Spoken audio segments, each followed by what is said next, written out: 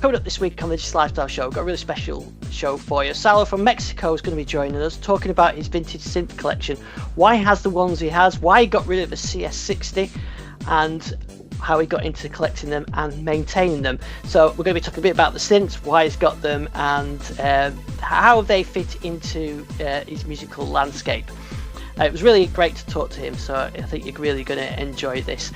If you've got a synth collection and you want to talk about it on the show, please let me know, ian@thislifestyle.com. Right, let's get to Mexico. Saulo, welcome to the Just Lifestyle Show. It's great to meet you and great to get you on the podcast.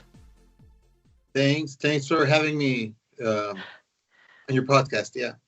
So the reason why we got in touch, we're on the same vintage synth groups on Facebook, and I'm a big fan of vintage synthesizers. I've got a few here, but some of you guys on that forum just completely wiped me out. And I wanted to get in touch with you guys and talk to some of us, find out a bit about why you like them, what it means to own them, what have you got to do to kind of maintain these things, and sort of your favorite synths and that kind of thing. But before we dive into that bit, just tell us a bit about you and where you are and what you do. Okay. I'm 45 years old. I'm based in Tijuana, Mexico, which is just at the northern border with California. So, California, I'm in Mexico, but California, it's about 2 kilometers from here. Right. So it's kind of an interesting place to be because Mexico is you will call it, we're a developing country or a third world country. And then you have a state that is just bordering, that it's a world economy by itself. So It's very interesting to be here because we're the backyard for that economy. So, as you know, vintage synths and stuff can be very expensive. But also people in the US, not everyone, but they tend to go through a cycle of going through new stuff and throwing all the old stuff away. And a lot of the old stuff ends up here. And sometimes it's stuff that it doesn't work or anything. So, or stuff that simply works, and you could use to get it for cheap, but not right now. I mean, right now, everything in life, it's just expensive. From an Apple to a synthesizer or anything, computer memory. Yep. And I started. My interest in electronic music started when I was around 20 years old, in 1999, more or less. And that was a time for a virtual analog and soft synths. Like, they started, Electron had just released, I think, Machine Drum, and everything was virtual analog. Yeah. And I started with Reason. Just those racks, and I wanted to get my hands on hardware stuff. Then I started to buy some cheap stuff, the digital stuff, and as I grew, that stuff grew inside me and started to get my hands on better gear and letting go of the gear that I couldn't or that I didn't connect with. And so I started building up a collection. So that's more or less my background and how I related to vintage synths. Right. So I suppose then, because in that time, in the sort of late 80s, it was just as the time that people, real analog synths, were just starting to pick up interest again, because there was that period, wasn't there, in the sort of late 80s into the 90s where analog synths weren't seen as valuable. People have what the M1 or whatever, and a CS80. Who wants a CS80 anymore? That old analog technology. I picked up my Gen SX1000 for £30 in 1988 because no one wanted it. I know it's not worth much now, for like £500, but still, that era. And so, what you were saying about where you are in Mexico, so was that a factor that sort of perfectly working synths just were seen as unfashionable analog synths? Did that make it into the Mexican economy so that there was availability of this old kit? Yes, but not only does the culture from California, not that does only the hardware and material from California spills down here, but also the culture, because Mexico is a very centered for people that live in Mexico City, which is about 3,500 kilometers away. That's Mexico, and Mexico starts there, and everything far from the center, it's just far away. So everything happens in there. So we're really close to California and far away from where everything happens in Mexico. So we just hybridate. So we got in Mexico City, there was a lot of rock scene and everything, and up here it was like a lot of rave scene and electronic stuff, and there was a lot of electronic music here that spilled from California into that, and also electronic instruments, but from pawn shops and whatnot. Yeah. So that was that where you were sort of getting your gear from them in those early days? Yeah. There's one place, or there are a lot of places, like I was saying, in the US, you people tend to like, because of their job or school or something, they move from states and they leave everything, or if people just pass away, they grab everything from a state and donate it. And there's charities that sort that out, and then they sell it as lots. Since we're at the border, there are a lot of people here that bought those lots and then just put like a thrift store, like just pick your stuff. And you could go and find, I don't know, like old toys, a synthesizer, a camera, then shoes, and just whatever stuff, and priced very cheap. Yeah. Like real cheap. So so when you're a 20-year-old and you've not got a lot of money, that this is why this makes them interesting. Yes, that is correct. Yeah, and then you combine that with the scene that's happening in California with electronic music, and I can see, as a 20-year-old, this is where I want to get into. Yeah, but then life takes you some other places, as always. But yeah, so a lot of us got a lot of gear that way, well, I built up a big collection. Right now, I really can tell you that I'm slimming down, and well, it's not as big as some forums you see, but I realized that one doesn't need a synthesizer. One wants a synthesizer, because if you're a gigging musician, you will do with a phantom or I don't know, a motif, or just one of those things that does everything. And if you're in the studio right now, you can just do with, I'm not doing that. I don't like that. I've been there. I come from that. But you can just work with a laptop, a headphones, and a controller, and you can get away with it. But I like the physicality of the let me those.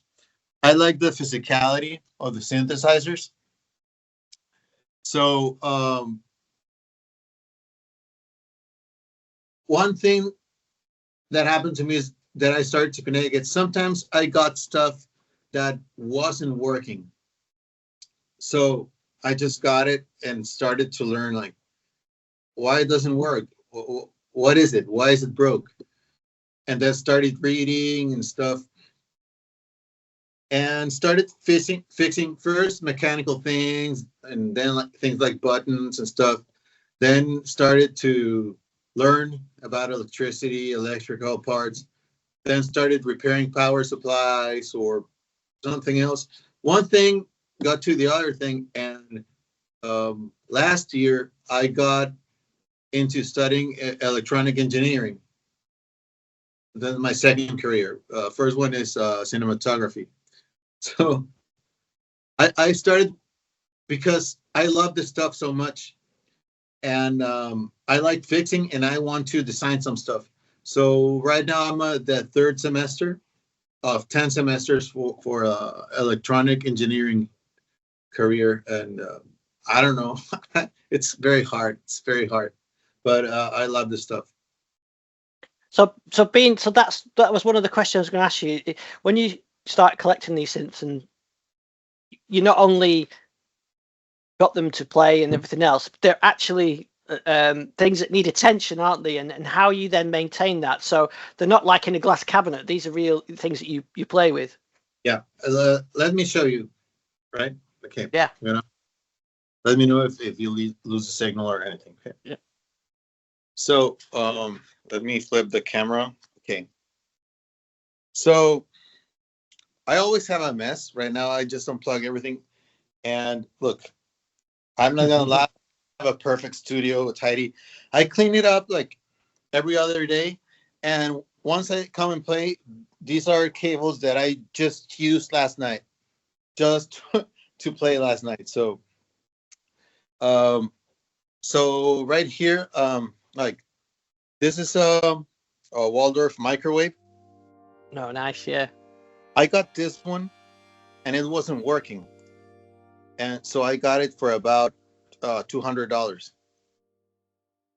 So I got it, and when I checked, I noticed that the capacitors for the power supply were shorting. So I replaced those capacitors and checked the power supply, and it started working properly. So then I wanted to control it with a Behringer VCR, but learned that it needed software. So I ordered the ROM for version 2 from Waldorf, and then I got this. So this is a Waldorf Microwave one, and this is the stereo ping programmer, because I like physicality. Yeah, and then I made that case for it. Yeah, so that's nice. Yeah. And so let me get back a little. So I've been getting rid of stuff. Like last year I sold a CS60, a Yamaha CS60. I sold it because I didn't click with it. A couple of months ago I sold a Juno 6 because I think it's just limited. Sounds gorgeous, but it doesn't. It was overlapping with some of the stuff. So the stuff that I have right now, it's these monos. The CS15. Oh, that's nice. Yeah. That one was owned by a friend, and he sold it to me. But it didn't have the end caps. So I made those wood cheeks, and it was standing on its side inside a closet, inside a shed on the backyard. So I got that one. It was really in really bad state, in bad shape. So I replaced all the capacitors, installed MIDI, and basically rebuild it from start to end. and it's working perfect right now. And it's from 1979, which is the year I was born. Oh, that's nice. It looks great. It looks absolutely fantastic condition. Yeah, I love it. And I made a mod here where the envelope controls the speed of the LFO. So that's the amount of envelope 1 or 2 that goes into control the LFO.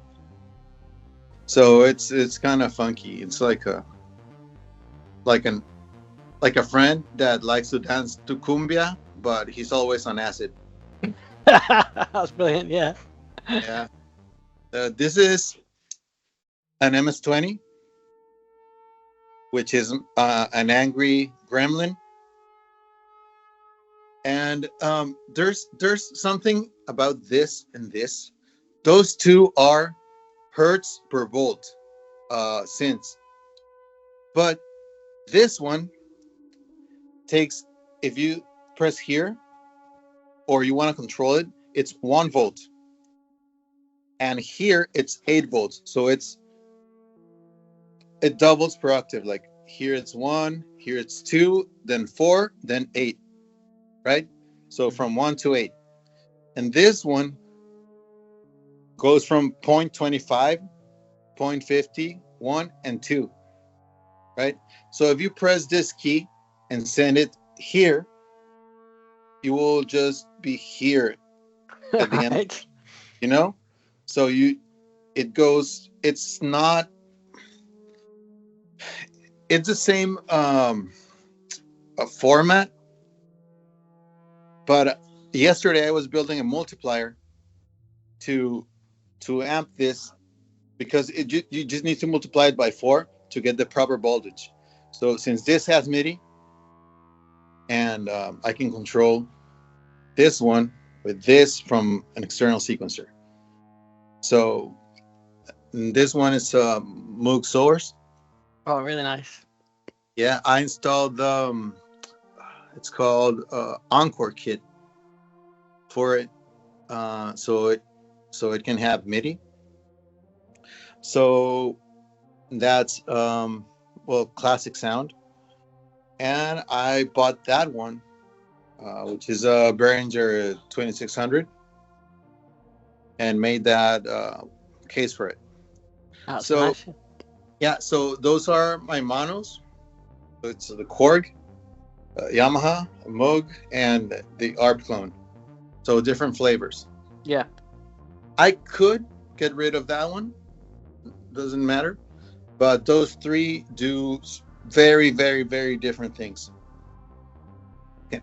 So I already sold a lot of monos and kept those three because that's the sound that they don't overlap, and I really like the sound. And I have an ARP Omni 2, which is a fabulous stringer. It wasn't working at all. But here in San Diego, there's an ARP specialist who is called Synth. He's an amazing guy. His name is Nathan, and I exchanged a couple of non-working synths for pieces to rebuild this one, and I put in about 20 hours of of changing about 90 capacitors on everything and some chips, and it is working properly now. Yes. So this is an analog string machine, right? Then I have a Prophet 600, which is a VCO synth. This one, let me get it out here. It's in amazing condition. Yeah, that's nice. Yeah, that one, I got it from someone that bought, let me just sit and, when they, like businesses have a storage like a storage, and they don't pay for it or individuals. They auction the content of the storage facilities. You know that? Right. Yeah. Okay. So someone here in Tijuana bought one of those things. And I saw listed at some online ads a guitar, just a guitar. And I went to see the guitar. And when I got there, I saw in their garage, they had a lot of stuff from the auction. And I said, "Are you going to sell those?" And they say, "Yeah, we just got it. We don't know what's in there." And I said, "Can I look through it? I can help you sell stuff if you want." They said, "Okay." And I found that synth in its case. It was in bubble wrap. The only thing that was wrong with it is that one oscillator from one voice didn't work. So I imagine if you're a gigging musician, you won't like one voice changing every 6 notes. Yeah. So for what I found out, it was from a music repair shop and instrument store. So I imagine they took in that synth and they gave the person something like a credit or something for a newer stuff, and they just put it in because it's actually new, pretty brand new. I just ordered the VCO, swapped it, and that was it. But yeah. Brilliant. So down there, I have a DX7, which I'm gonna sell on Friday because I have also a DX7 II. Yeah. I like the sound of the one a lot more, but I use this. Oh, program 7, yeah. Yeah, I programmed this Behringer controller to control the DX7 in real time. But the DX7 I doesn't respond in real time, and the DX7 II does. So it's really, really fun with it. So I have to say goodbye to the Mark I. Oh, I've got a TX7 behind me, just on the shelf there. They sound great. Yeah.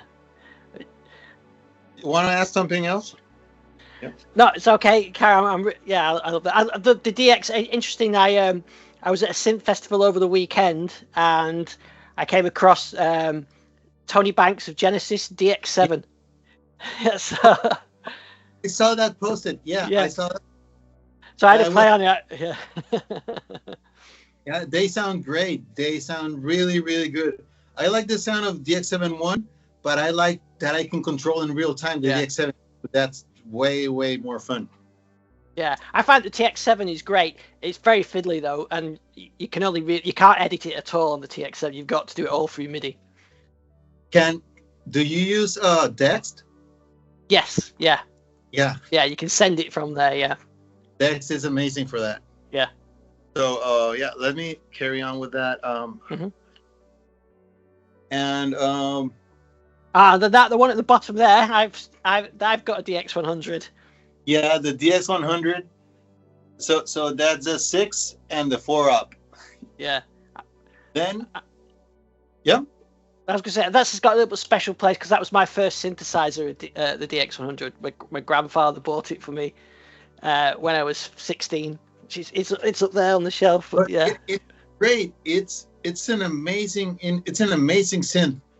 I mean that I think it's more fun to play with the DX100 than with the DX7. It's so immediate. You just press one button. And I think because of the way the envelopes are set up more in a traditional way, it's like faster to know what you're doing. Yeah. Yeah. Although I always after I had the 100, I always wanted a DX7 because when I was like 15, 16, you see on Top of the Pops in the UK, they had a DX7, but I couldn't have one of them, so I got the DX100. Yeah. that's they're both great. So Yeah. so yeah, that's that the 100. And on this side, I'll come back to this. That the TX81Z. Mm. So down there is the Electron Analog Keys, which is a synth that I wanted to love a lot, but I just don't click with it. It's has a great key bed. It has a great arpeggiator, and it has CV, so I can control some other stuff. But I don't know. I it doesn't make me smile. It feels like a job to Mm. to work with that synth, and I like just things to be immediate and fun. Not always, but I don't like to feel like I need to read a manual or something every time I want to play with something. So I have a drum machines here.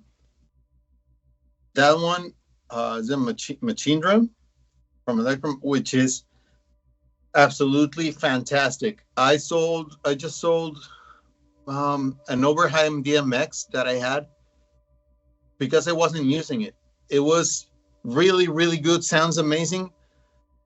But whenever I get on this thing, it's just blows my mind every time I learn something new. Then there's a 606, Nice. which is all super fun too when you use the triggers to control a monosynth. You can get a lot of variation. Then I have here, this is the brain of my studio. I don't use computers.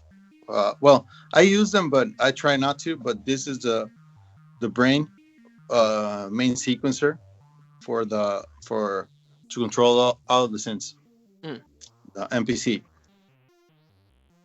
And I just got this a couple of weeks ago.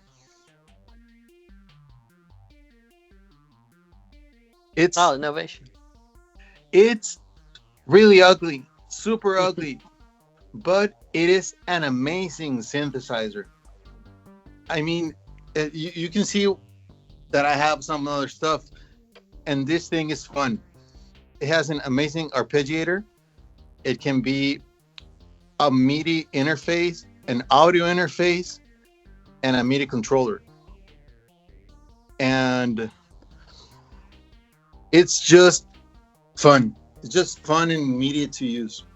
Yeah. I mean, it's so if you see from my background, this one, that one, and that one come from the time when I started to get into electronic music. So I love those. And those are my main drum machine, keyboard, and sequencer. This one is the Simmons SDS8, which is 5-channel percussion synthesizer. It's all analog, sounds great, and I trigger it with MPC or with that. And there's a Pearl. This is a hybrid synthesizer with analog filters and digital oscillators. It's an 8 sounds of percussion synthesizer, and can be triggered with triggers or MIDI. And down here, I have, let me put it.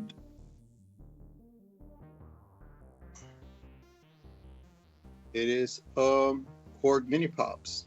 Oh, nice. It is almost new in state. Some guy that knows that I like gear found it at a swap meet. He told me, "Hey man, if you give me $30, it's yours." But it's like done deal. Then on this side, more of the when I started from, those filters are MIDI controllable of coder. This is one of the first uh, pieces of gear that I had. A guy that I work with gifted to me, and I started getting interested in that brand. So I have those. On this side, I have some lexicons. You know that the the the factory for lexicon, it's here in Tijuana. Oh, right. Yes, because of the proximity and because of cheap labor, and because you build it for cheap here in Mexico, then you go across 1 kilometer and you're in California. Then you have cheap labor and a hard economy. So I got this here from a blowout. Then I got those lexicons. Then here Oh, are my, Mirage. yeah, those are my samplers. I have a soft spot for digital sources with analog filters. So that's a sampler, another sampler. I had the PS1, which I like, but I kept this one because it has um, it's kind of like a wavetable. I forgot the name right now. Transwave. It does transwave, so it's like a Rompler. You can load your samples and just do crazy stuff with it. And here I have a wave station. One of my favorites. Yes, yes, it is amazing.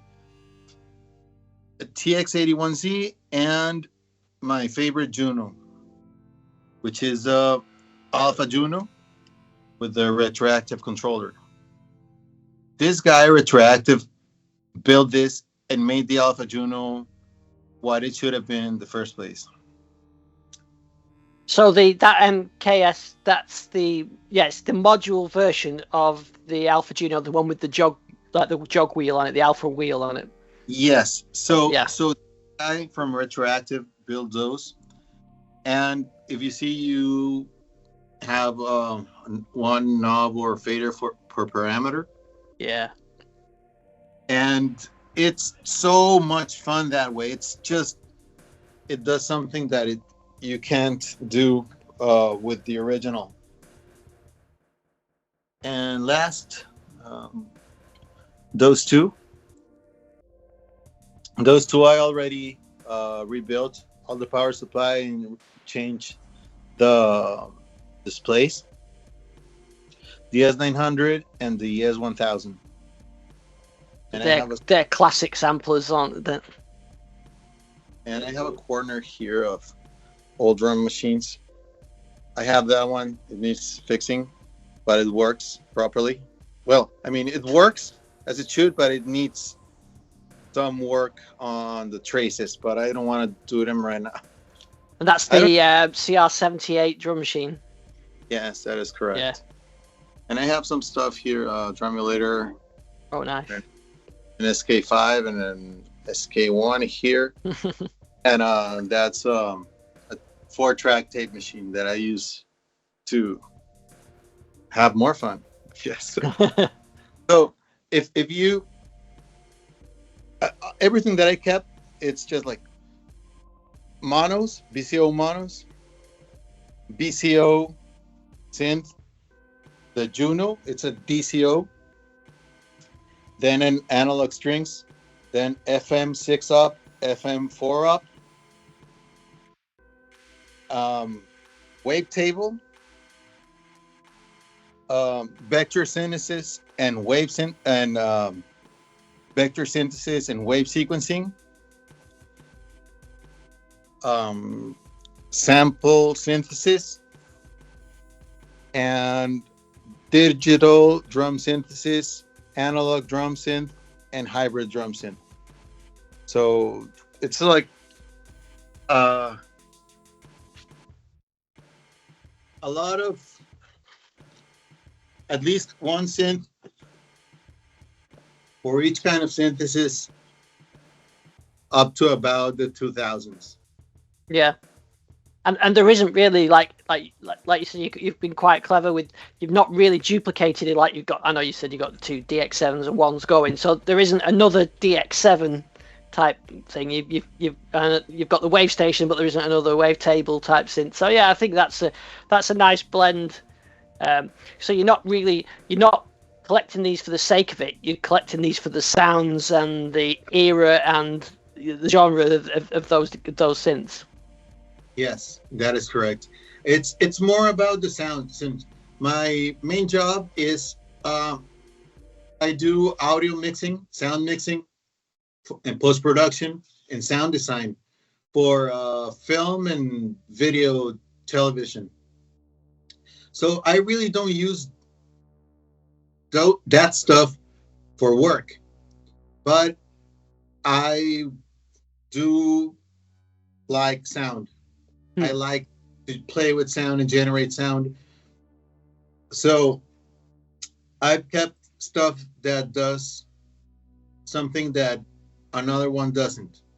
Yeah. So that's why the Juno 6 went away, and I kept the Alpha Juno, because I this one does more than the other one, except the filter. The filter is really good on the 6, but I like the sound of the Alpha Juno.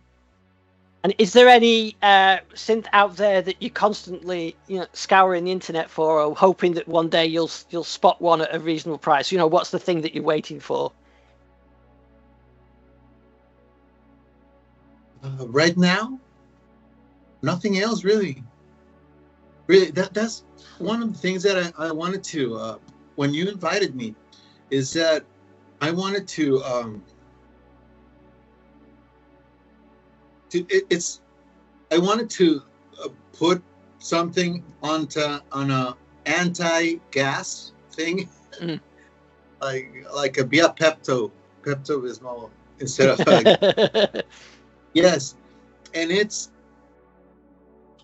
I've let go a CX60, an Oberheim DMX, a Juno 6, and a Juno 60.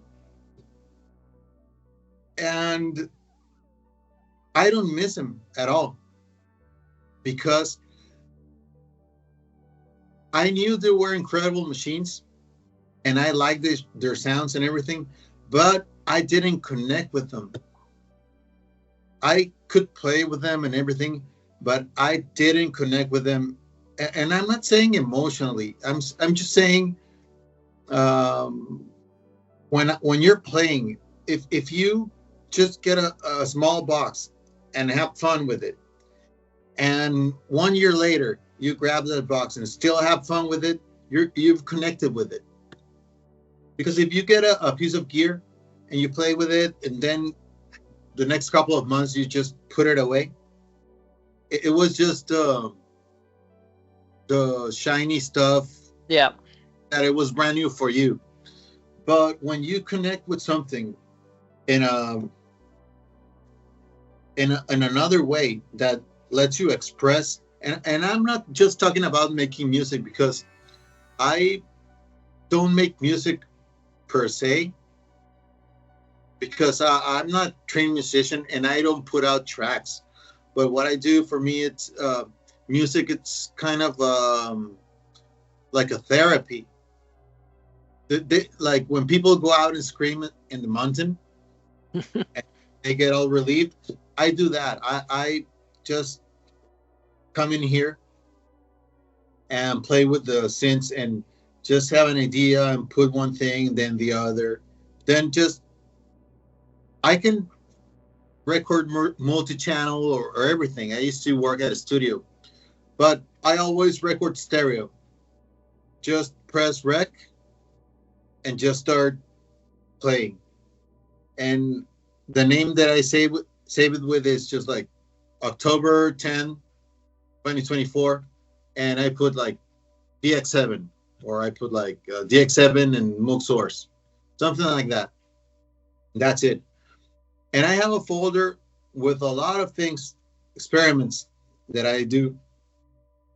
And sometimes they make my my hairs stand up. And when I get that, I think it's like a feedback. Like I'm properly expressing what I need to get out. And by hearing it again, it's that feedback.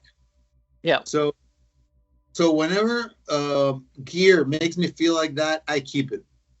If it doesn't, or if it doesn't after a while or something, I just need to push it away, because if not, it will just start piling like that corner over there. Yeah, it makes sense. But I've had bought and sold some classic stuff. Some things I wish I kept, like I had a JX3P that I got rid of 20 years ago and should have kept it. But 10 years ago, I had a CR78. I got rid of it because I liked it, but it just didn't fit with my workflow, and and I bought other stuff with it. So yeah, you're right. It's not about just collecting for them for the sake of them. It's about how you feel, how they make you feel, and what you can get out of them, I suppose. And I think what you've done is got a nice balance of gear that that works for you and that interests you. And then if you don't, if it doesn't work for you, then you let it go. And I mean, the CS60 is it's one of the for a lot of people that's a dream synth, isn't it? It's a big, huge thing, isn't it? It's almost like the CS80. But if it doesn't work for you, then it goes to a home where it does get some use. And also, from when I started, everything was MIDI. So I needed MIDI controllers and MIDI everything to control stuff inside the computer. So I just kept with MIDI. Just right now, there's a lot of things going on with modular and whatnot and CB. I like it. I know how to use it, but I just picked. I said MIDI and rack format, 19-inch.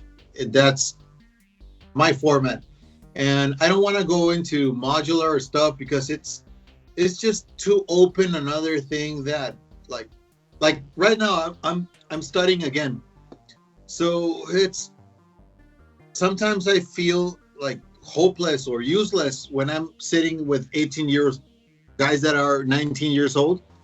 And I thought, I feel this when I was that age. I thought I feel this way because when you grow up you feel different. But no, it's when you're learning something new and you don't know about it, you feel like that, like ignorant or hopeless or useless.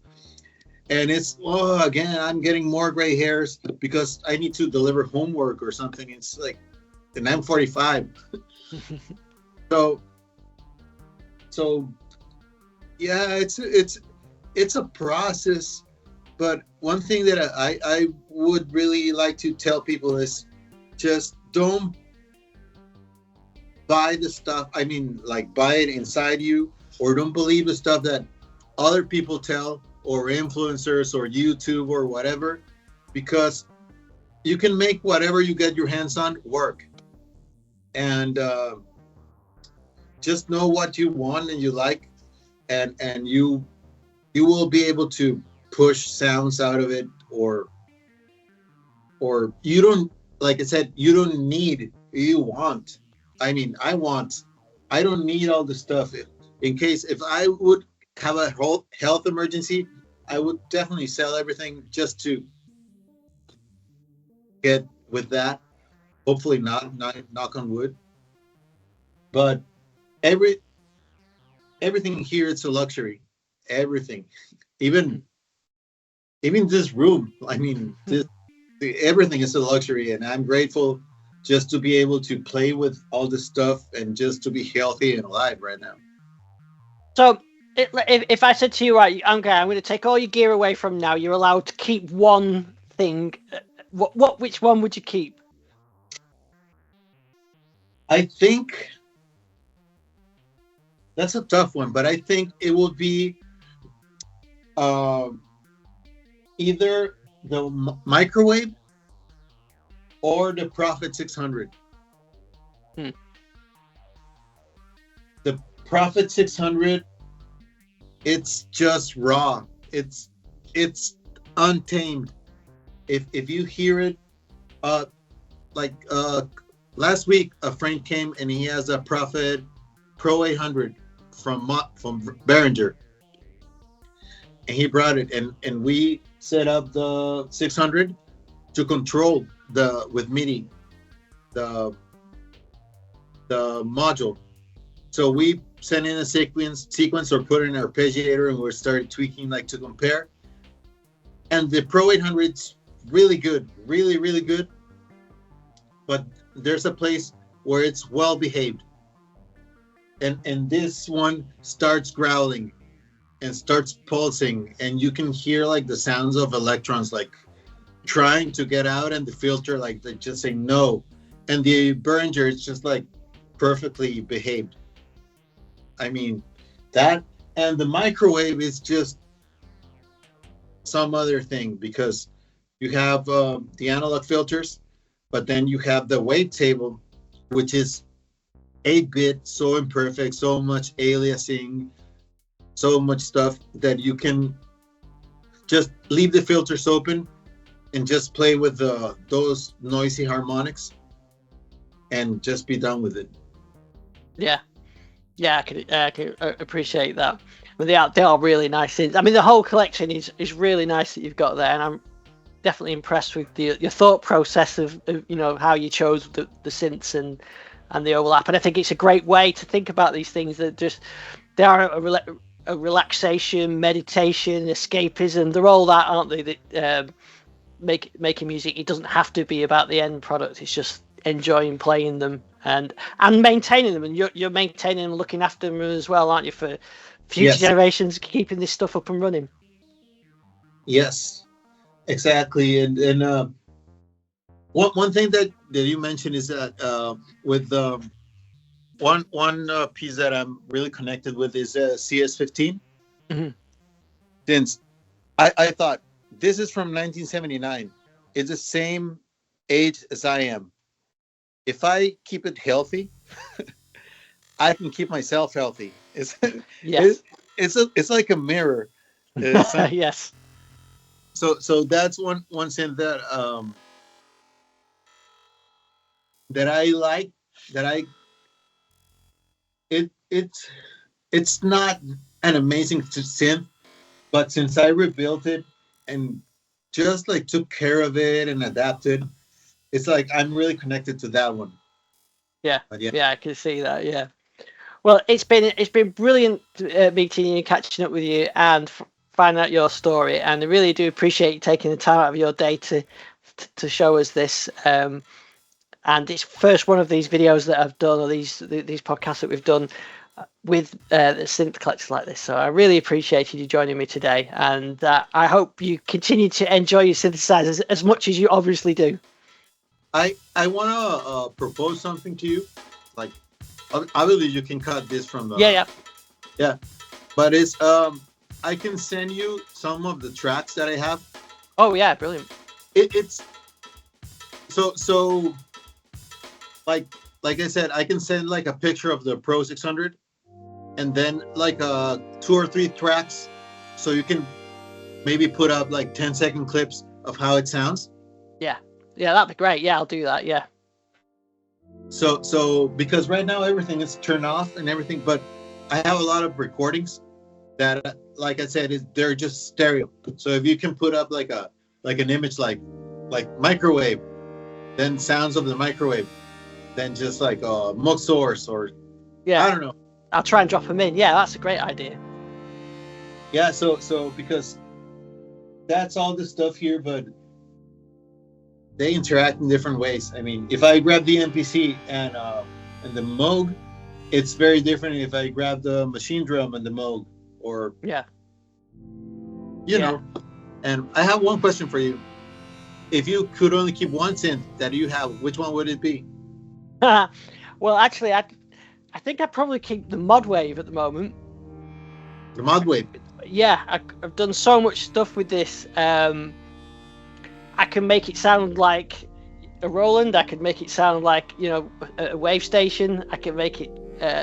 I could do a lot. I've done analog strings. You can do sampling. So yeah, I think I'd probably keep that, because with that, I actually learned the lesson of spending time and really learning something, and I think that's the key. Exactly. If you have too much options, you're only 100%. So if you have 10 options, you will give 10% to each at most, or So I get what you're saying. Yeah, so I think really getting an instrument and really understanding it and learning it, and that actually gets away from that thing of wanting to the next thing, because the mod wave, I spent a lot of time on it, and I'm still learning. So I've got a wave state and a mod wave, and I'm learning them, and in fact it's inspired me to think, actually I'm going to go back to the TX7 and spend more time with that as well. So I don't want to buy new stuff, I want to spend more time with what I've got, because you get really rewarded for spending the time with the gear. How do you use the TX7? So that's just MIDI'd up, and I use DX Manager, to do the sound editing on there. If you plug it into Dext, like that, and you just move on Dext, I think it's like real time. Not the TX7. No, you've got to send the SysX, and then it picks it up. Okay. But DX Manager does it similar. But DX Manager, when you edit the parameters, it sends it the whole thing, so it does sort of pick that up. But I just came across, like, I was playing and I found the sound exactly a Tangerine Dream kind of DX sound. Well, this is the sound I've been searching for years, and that was just because you can get so many sounds for the TX that, the DX7. But it's a really nice instrument, and responds very well to velocity as well, and with FM, doesn't it? So it sounds good. So I got a key stage that I use the controller for it. Okay. I do like. I really would like a DX7, but I haven't got the space. I've got enough in here as it is, so I can't find it to fit any more in. Yeah, they're big. They're big animals. Yeah, that's it. Yeah, so but in terms of vintage gear, the one thing I wouldn't get rid of is down there is SX1000. I don't know. I can show. My chair's in the way. Cable's tied in, but that down there is a Gen SX1000. You'll see it. Which I've had since I was like 15. So that and the DX100. I'd have to keep those. With those two, you can get a very wide palette of sounds. They are good fun stuff. If you have like a mod wave, the DX100 and the Gen, with you have a lot of things covered. I think so. So I most of the stuff I've been doing is just with the mod wave and probably the DX. That's, and then I've got an Uno drum, but I've got an RX5, but it's quite a TR505, but they're a bit fiddly to program, so I sampled them and used the trigger from the Uno drum, which is makes it nice and easy. So and I can't really want for any more stuff, although I have got other stuff in here, but I don't like selling stuff. But the stuff I've got in here I do like. I did buy a Selena string, the Behringer Selena string ensemble. You have it? Yeah, it's brilliant. I really love the sound of that, and I've just got that permanently hooked up to a keyboard, so it's always there. Those sounds make me want to cry sometimes. You know what I'm saying? It's beautiful. You just go up to it and play a chord, and it sounds great. I find myself ecstatic, like playing like those. The high end. Something special about them. Yeah, I haven't been able to. I've recreated it on the mod wave, but it's not the same as the Behringer one. So. I found the same thing on the Novation. It also has like a really, it's a preset. It's called Solina, but on the high end, it's harsh. It sounds great, but it's harsh. And when you plug in the Omni, it's not harsh. It's just like smooth all the way. It's harsh in a different way, but not on the frequencies. It's like the frequencies, they can go like way up more than we can hear, I think. I think so. So what I'll do then is you send me those audio files and I'll drop them in. So while you're talking about the microwave, I'll perhaps put a bit of the microwave sound in there as well. And then as you talk about the source, I'll do a bit of the source and just drop that in like that. Yeah, and I'll send my audio file. I'm recording here. Yeah. So I'll send that, and I think it'll be very nice. Yeah, I think so. Yeah. So I'll work on this, and then when it goes out, probably on Thursday lunchtime UK time, I'll send you the links when it all goes out, and I'll also stick it in the group as well, because I think I think it should be fun for them as well. Yeah, that will be great. Thank you, Ian. Yeah, well, it was really nice to meet you. I really appreciate you taking it out of your day, and I'll send you the links when it's live, and we'll do it again sometime. Thanks, Saulo. That was brilliant. Really enjoyed that. Really enjoy people showing off their passion for music, or passion for any technology. I think it's always brilliant. So thanks for watching. We'll see you on the next show.